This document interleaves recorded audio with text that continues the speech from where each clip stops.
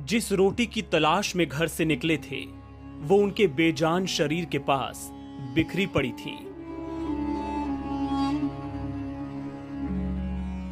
महाराष्ट्र के औरंगाबाद में मालगाड़ी से 16 मजदूरों के कटने का मंजर दिल को चीरने वाला था। जिसने भी ये खौफनाक मंजर देखा उसका कलेजा मुंह को आ गया।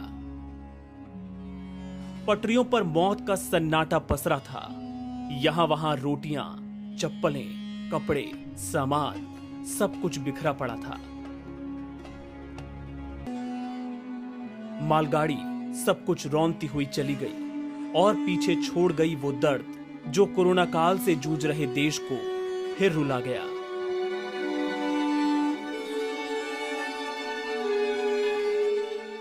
गुरुवार को आंध्र प्रदेश के विशाखापट्टनम में हुए गैस लीक कांड की दर्दनाक तस्वीरें अभी जहन में ही मौजूद हैं कि शुक्रवार की सुबह ने देश को ये एक और बड़ा जख्म दे दिया।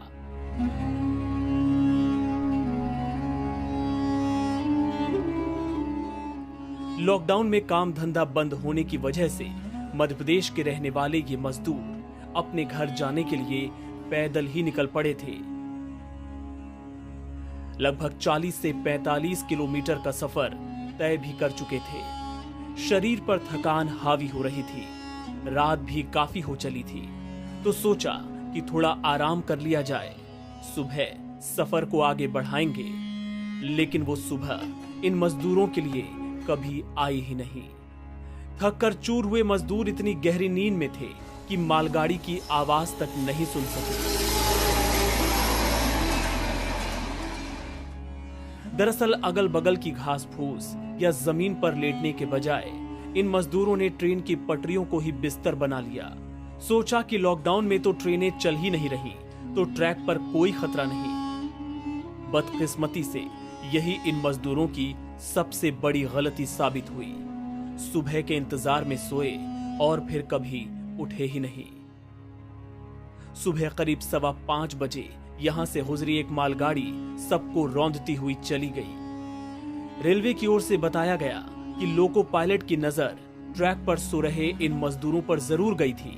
उसने गाड़ी रोकने की पूरी कोशिश भी की, लेकिन जैसे नियति इनकी मौत का दिन तय कर चुकी थी। जब तक ट्रेन रुकी सब कुछ खत्म हो चुका था।